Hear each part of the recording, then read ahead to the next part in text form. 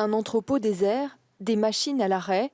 Ces commodes et ces armoires sont les vestiges d'une entreprise florissante. À Champagnole, dans le Jura, Artica fabriquait des meubles en bois. Sa spécialité, les chambres pour enfants, en grande série, comme ce lit. Dans les 5 ou 6 ans, on en a fabriqué entre 80 et 100 000. Pour Fly. Pour Fly, oui.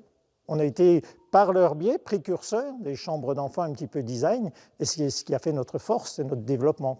C'était au début des années 2000. À l'époque, l'activité est en plein boom et l'usine emploie 25 salariés. Denis Dubas était de ceux-là. Pendant 20 ans, il a débité et usiné des panneaux de bois jusqu'à 300 par heure. En juin 2018, tout s'arrête. À 57 ans, il sait que retrouver du travail sera compliqué. Il y avait une bonne ambiance entre nous. Au début, j'ai travaillé le chêne massif. Et ici, on travaillait beaucoup le médium, un matériau que je ne connaissais pas. Donc ça m'a permis d'apprendre aussi à travailler différemment. L'histoire de l'entreprise Artica commence au début des années 80. À 21 ans, Jean-Luc Cabot installe son premier atelier à Chamblay, dans les locaux de son père menuisier.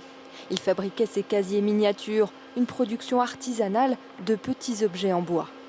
On a commencé par faire de la pose de menuiserie, ce qui nécessitait peu d'investissement.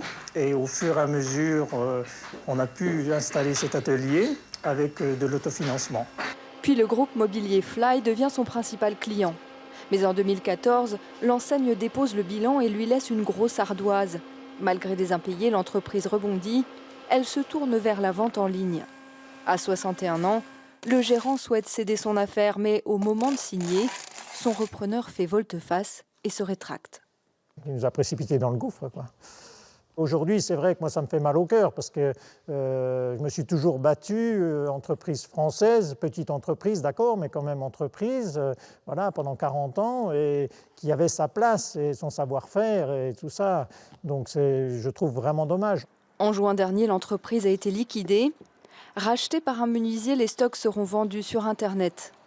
Les locaux, 4000 m², seront rachetés par la communauté de communes de Champagnole.